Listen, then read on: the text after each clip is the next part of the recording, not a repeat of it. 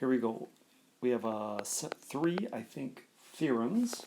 Actually, one postulate and two theorems. And so I'm going to work horizontally just because the words fit better on the screen this way. All right, our first one is called the AAA. But it's not a theorem, it's a postulate. So this one has no proof.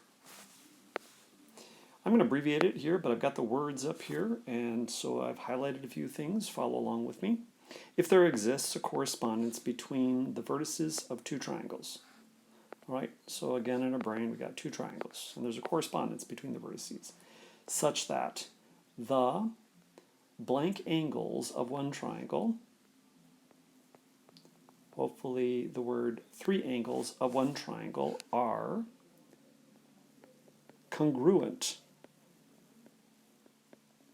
to the corresponding angles of the other triangle, then the triangles are similar.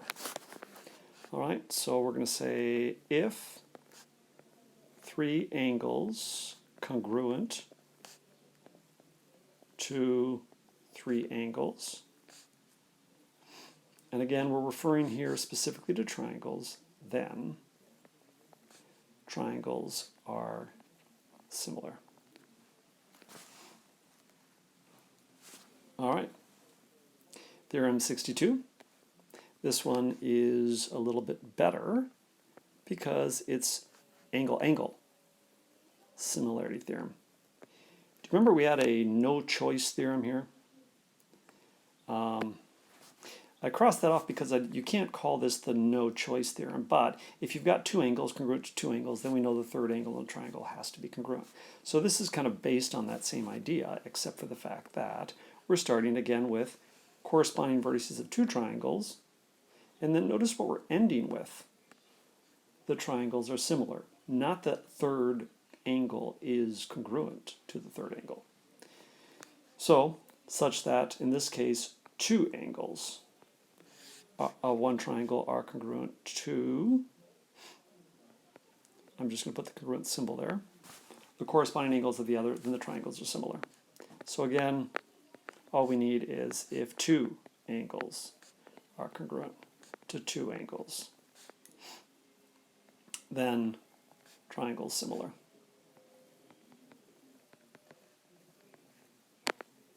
All right.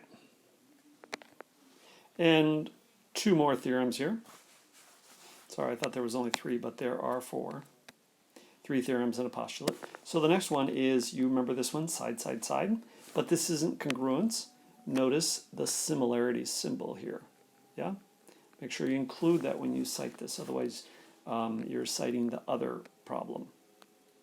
Now in this case here, it's not that the angles are congruent, but it's that the sides are proportional. And the way we say that is that, again, if there exists a correspondence between the vertices of two triangles such that the ratio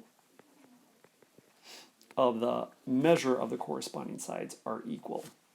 Okay? So if I'm going to abbreviate that out, I say if the ratios of sides are equal, then the triangles are similar. Okay? And the side angle side, very similar to the last one, except that in this case it's not just the three sides, but if two sides and the included angle, well, sorry, I can't actually write that because we're not saying congruence. So if two sides have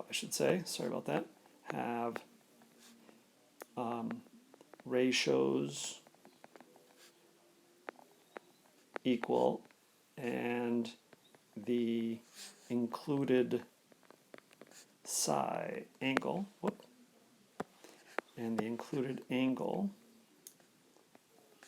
congruent, then triangles are similar.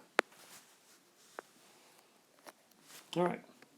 Again, we're going to quote the side angle side and the side side side. So here we go. a few proofs to do. Yay, yippee. Ignore this little rectangle up there. I don't know what that's doing there. But here we're given that that shape is a parallelogram, and we need to prove that those two triangles are similar. And let's highlight those in the diagram here. Go ahead and pause the video if you need to copy that diagram down. It's important that you get a couple of proofs down under your belt so you can kind of see how to do these in the problems. All right, I've given you the justification, so we're just going to go through and fill in the reasons, the steps. Number one, ABCD is parallelogram. All right, by the definition of a parallelogram, what do we know about those sides? Well, the definition says opposite sides are congruent, not congruent, parallel, excuse me. So which two sides are we interested in? Well, if we think about it, and we have to prove that two triangles are similar, we can use side, side, side, side, angle, or angle, angle. Yes, and in this case, angle, angle is a really handy one to have because we can see that these angles here are vertical, and if we have parallel lines, which we do, then this angle and this angle are also congruent because they're alternate interior. All right, so there's our strategy. So we want to name AB is parallel to DC because we want to set ourselves up for the next one, which is the alternate interior angle theorem.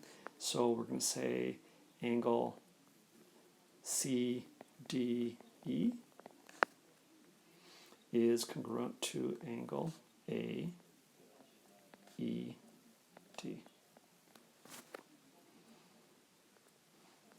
And then by the vertical angle, we can name those two interior angles. We got to name them carefully. Angle DFC is congruent to angle EFB.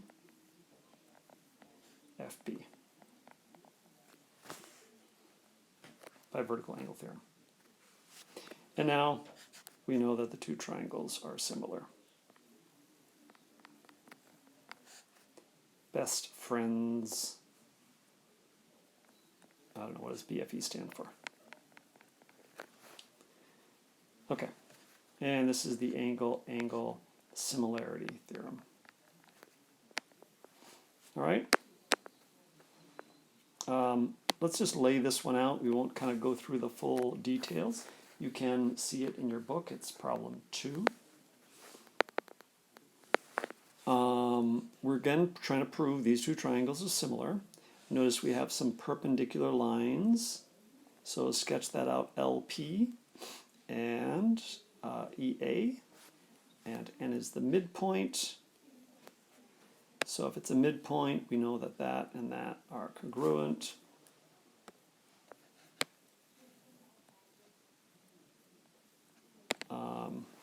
And P and R trisect EA.